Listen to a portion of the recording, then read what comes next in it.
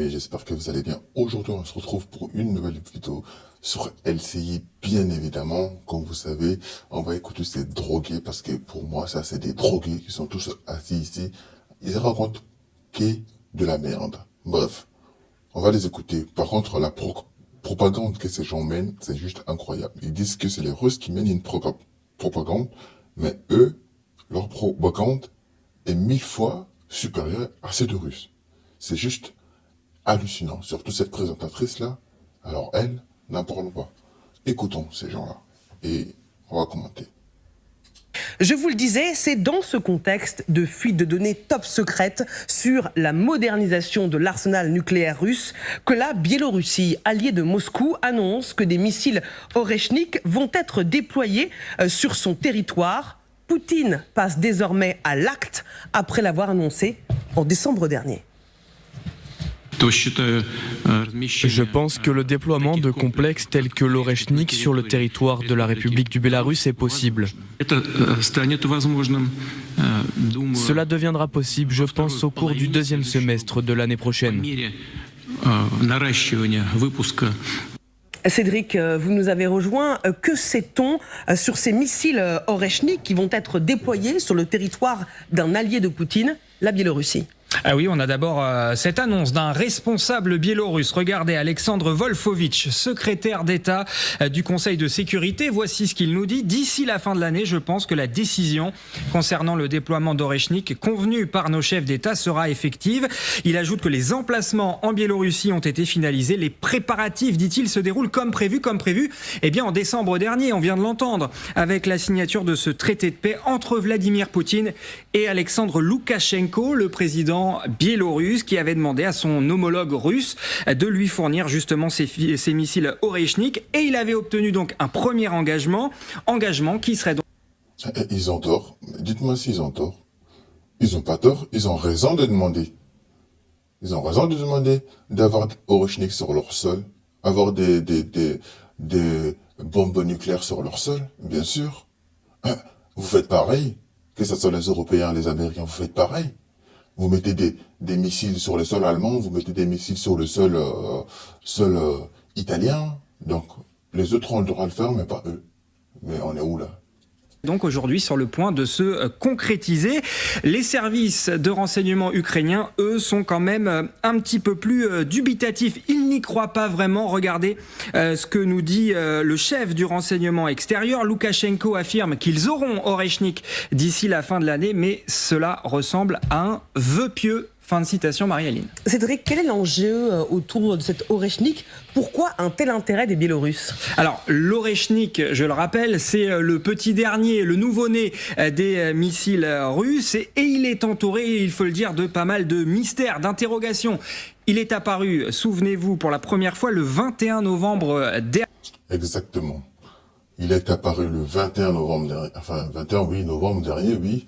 Quand sur le sol ukrainien, la Russie a décidé d'envoyer le Oreshnik pour aller dézinguer, pour montrer à l'Occident que attention, parce que moi, j'ai des missiles qui sont instoppables, vous ne pouvez pas les stopper. Donc, vous continuez toujours à faire le malin en disant que vous allez livrer des autos russes, ou je sais pas comment ça s'appelle là, ces missiles allemands à longue portée pour frapper à l'intérieur de la Russie, mais si vous faites ça, c'est plus le Oreshnik.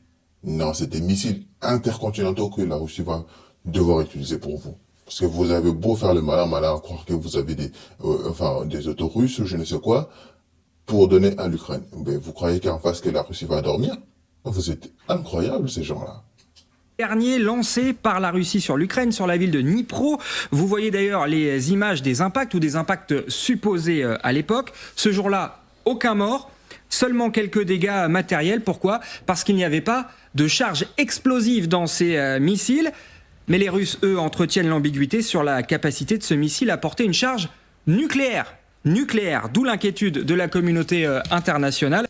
Ah bah écoutez, j'ai bien envie de dire que vous avez raison de vous inquiéter parce que si ce truc porte une charge nucléaire et que Poutine il le dit clairement que ce missile il est instoppable les amis, donc en fait vous voulez y faire quoi ?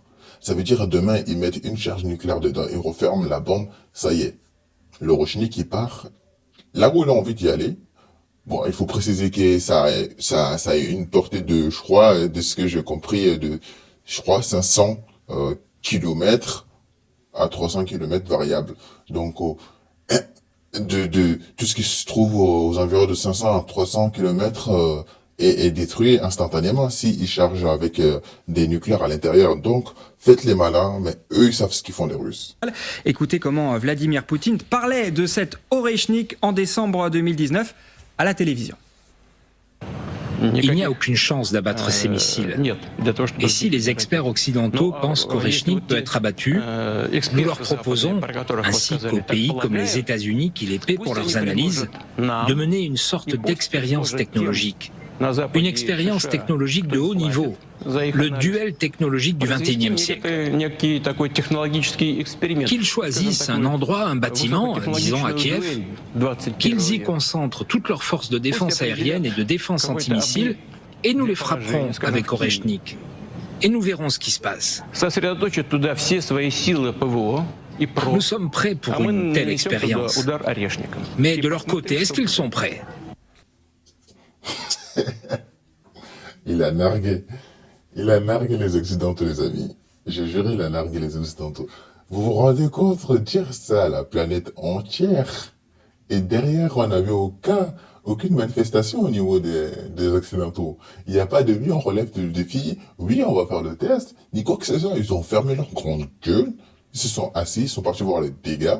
Et d'ailleurs, on n'a même pas vu les dégâts. Ils n'ont pas montré, ils n'osent pas montrer.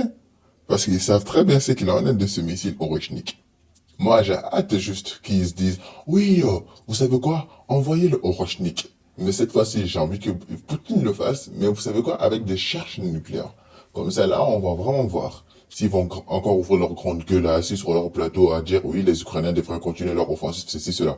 Vous savez très bien que jamais de la vie, l'Ukraine pourra gagner la Russie. Il faut rappeler ça toujours, il faut le rappeler que ces gens, il y a 32 pays, je crois, derrière l'Ukraine. Oui, il y a 32 pays derrière l'Ukraine. Faut pas l'oublier ça. Il faut enregistrer dans votre crâne, les gars, ok? Voilà, mais ça, le ton menaçant de Vladimir Poutine avec ce missile Oreshnik, qui, je le rappelle, n'a été utilisé pour l'instant qu'une seule fois. Il serait encore à l'essai.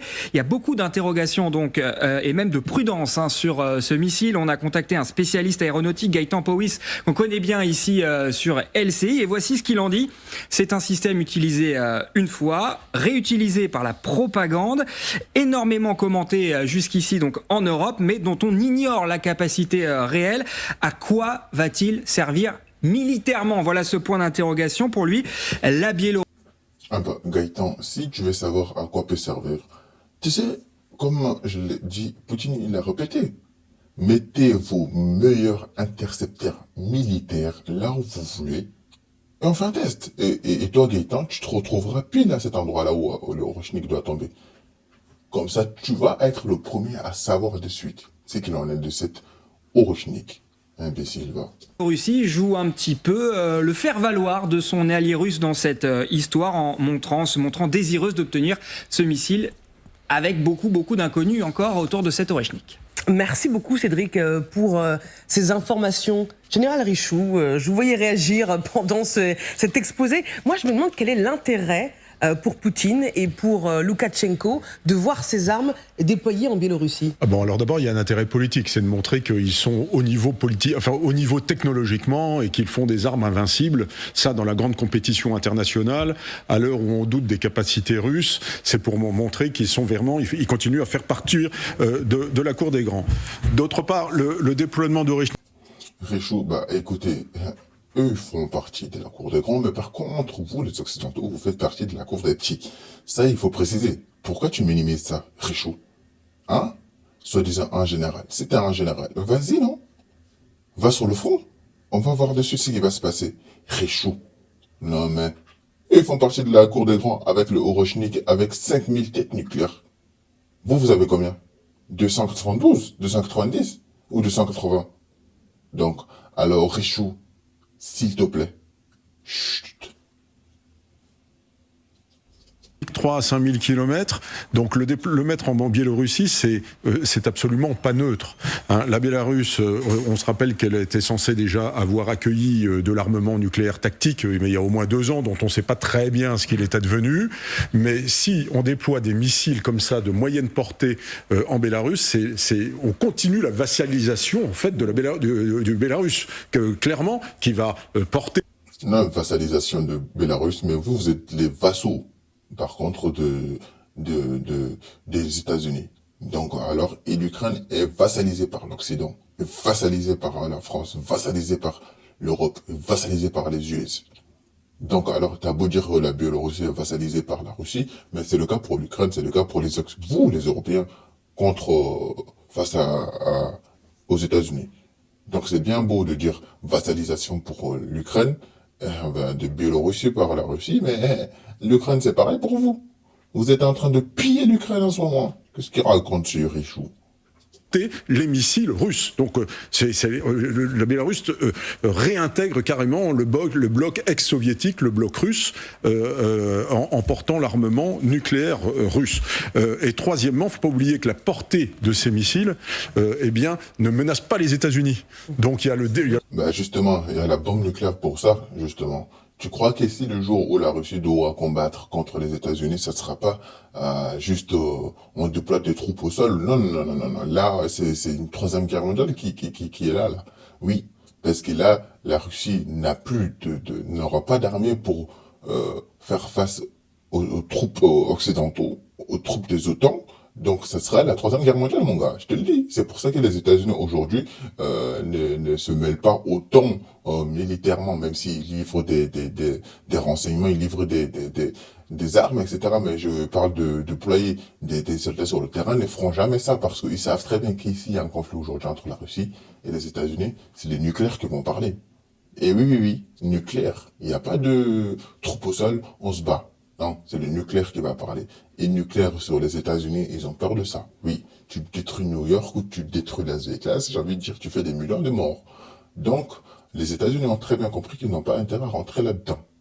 Parce que c'est des nucléaires qui vont parler. C'est pas des Orochnik à ce moment-là, parce que les Orochnik ne sont pas faits pour atteindre les États-Unis. Comme je l'ai dit précédemment, ils sont d'une portée de 300 voire 500 km. Donc, les Orochnik sont faits pour taper les Occidentaux européens. La Pologne, oui, les Britanniques. Je ne sais pas si ça arrivera là-bas, mais avec un chasseur, pourquoi pas fixé sur un chasseur derrière. Non, je ne sais même pas si ça peut être fixé sur un chasseur. Bon, bref, vous avez compris. On relance la question du découplage entre les États-Unis et l'Europe, c'est-à-dire il y a un message aux États-Unis, regardez, c'est un missile de portée intermédiaire, ça va pas jusque chez vous, nous, notre adversaire, c'est véritablement l'Occident là, donc ne vous en mêlez pas, on retourne dans la problématique, la dialectique des SS-20 à la fin des années 70, début des années 80, c'est-à-dire les missiles sont à l'est, le Pacifique est à l'ouest, etc. Donc effectivement, il y a une volonté aussi, à mon avis, de découpler les intérêts des États-Unis avec Donald Trump, surtout en ce moment, et ceux des Européens. Alexandre Vautravers, vous qui êtes avec nous, colonel d'état-major général, qu'est-ce que ça change d'un point de vue militaire que ces missiles Oreshnik soient déployés en Biélorussie ? Bon, on peut effectivement lire cette situation et analyser cette situation à l'échelon stratégique, comme cela vient d'être fait très justement. Sur le plan opérationnel ou opératif, cela change beaucoup parce que jusqu'à maintenant, Kiev, la capitale ukrainienne, a dû essentiellement se protéger de tirs de missiles à longue portée en provenance d'une direction particulière. Et bien sûr, si on augmente le nombre de pas de tir et que l'on inclut la Biélorussie dans les sites pouvant lancer ce type de missile en direction de Kiev, eh bien on complique de manière très très importante, très significative le travail des défenseurs de la défense aérienne de la capitale ukrainienne. Qu'en pensez-vous, Christine Dugon-Clément, sur l'intérêt politique, militaire, stratégique de ces armes dont la portée ne menace pas les États-Unis, mais l'Europe ? Je souscris à ce qui a été dit, c'est à lire à plusieurs niveaux. Hein. On s'inscrit dans une politique et dans un effet. C'est comme je l'ai dit aussi. C'est pas fait pour atteindre les États-Unis, les Orochnik. C'est fait pour attendre l'Occident le plus près, qui est le plus près, c'est-à-dire vous, les Européens. Fait de stupeur et d'effroi avec l'annonce d'armes qui sont, selon le cas, soit particulièrement destructrices, soit particulièrement difficiles à intercepter. Donc ça, c'est un discours que l'on connaît et que l'on a pu voir depuis assez longtemps. Le fait qu'on utilise la Biélorussie comme étant une plateforme, là on a parlé beaucoup d'être inféodé, pour moi c'est vraiment un petit peu à penser comme étant une plateforme par rapport aux Occidentaux. Ça... Mais attendez, elle est drôle celle-là, le fait qu'on utilise la Biélorussie, mais vous êtes sérieuse là? Mais t'as quoi? Dans la mer dans le crâne? Mais regardez, vous utilisez bien, comment ça s'appelle, l'Ukraine, parce que vous voulez faire rentrer l'Ukraine dans l'OTAN. Vous voulez mettre des missiles nucléaires aux portes de la Russie, c'est-à-dire à la frontière russe-Ukraine, pour pouvoir bombarder directement les Russes. Donc, en fait, vous, ce que vous avez voulu faire et que vous n'avez pas réussi, maintenant que les Russes font, ça vous fait mal. Par contre, on y va en Turquie. Il me semble qu'il y a des missiles nucléaires des États-Unis là-bas. Et pareil, je crois, en Italie. Vous vous rapprochez sûrement de la Russie, mais en revanche, vous voulez pas que la Russie fasse pareil. Mais vous êtes drôle, hein? Mais vous êtes vraiment drôle, hein?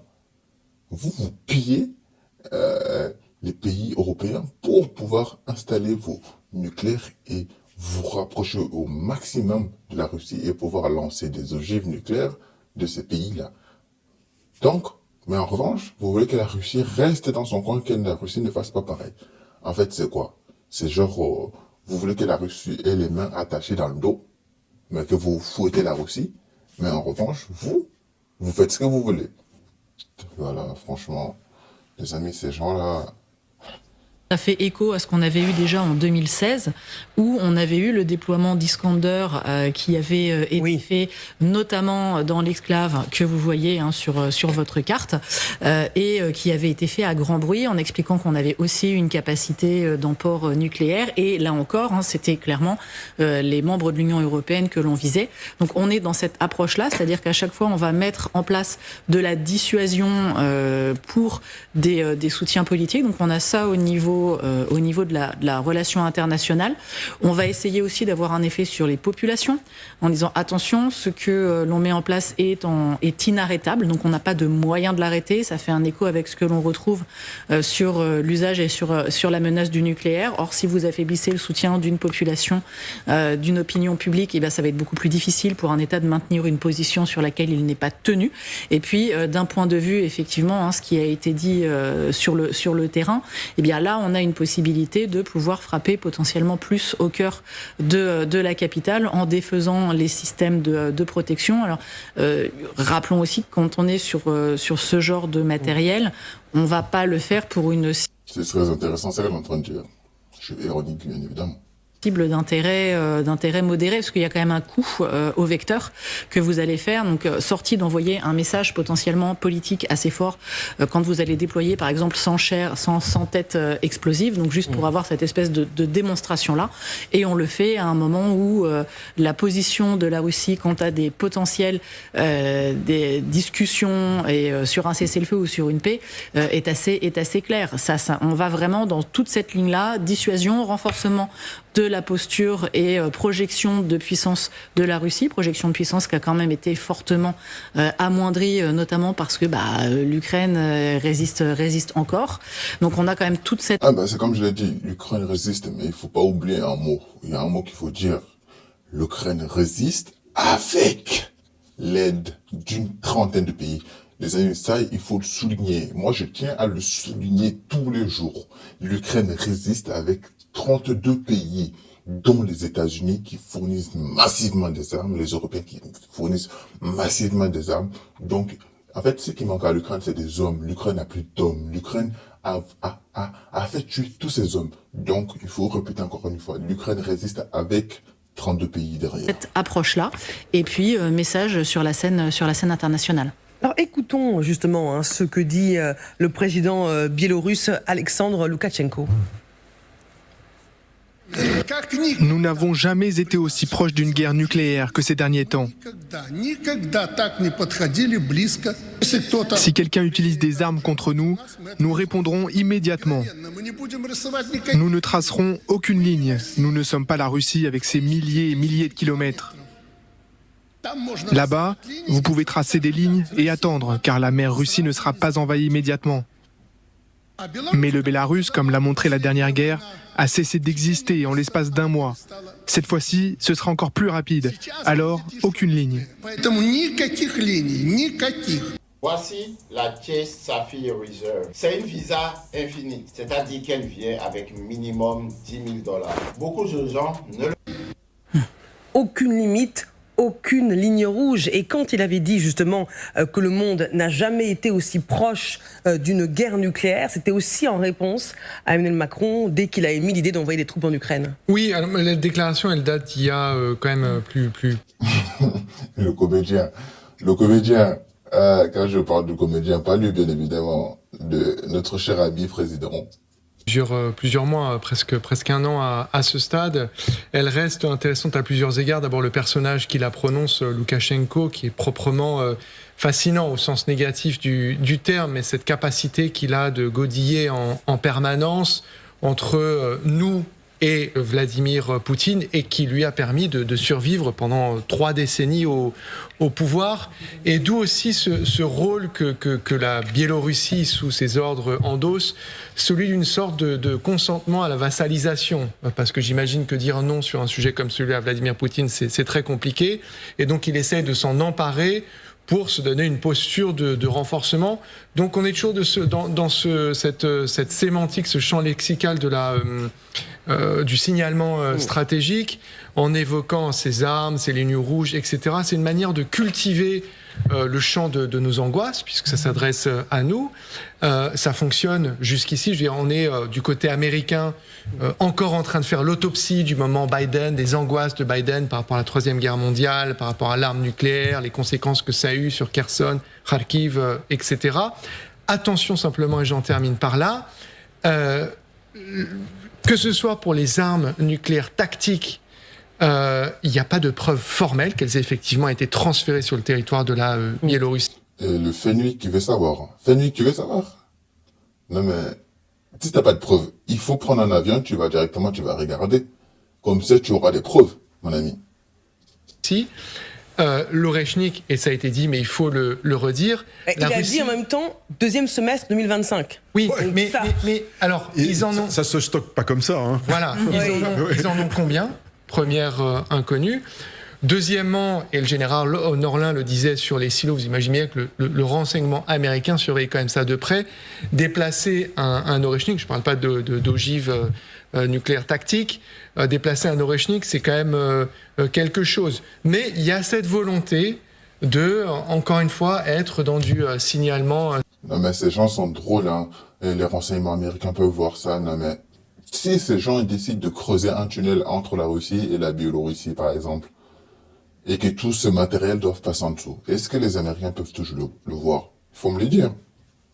Stratégique de travailler les angoisses et de s'adresser, alors là, pour le coup, très explicitement et ça a été très bien dit, à nous, les Européens, mais surtout, regardez à nouveau la carte, qui sont les pays, j'allais dire, limitrophes directement en contact avec la Biélorussie.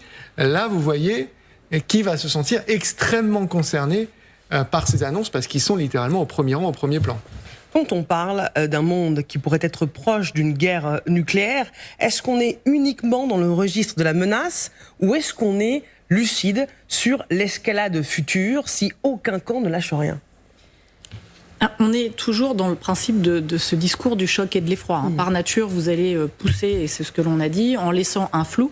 Le principe de la dissuasion nucléaire, c'est justement d'avoir un flou jusqu'à quel moment, enfin, sous votre contrôle général, mais à quel moment est-ce que... C'est comme je l'ai dit, les amis, celle-là, tout ce qu'elle dit, ça ne vaut rien du tout. On déclenchera, ou à quel moment est-ce qu'on ne déclenchera pas?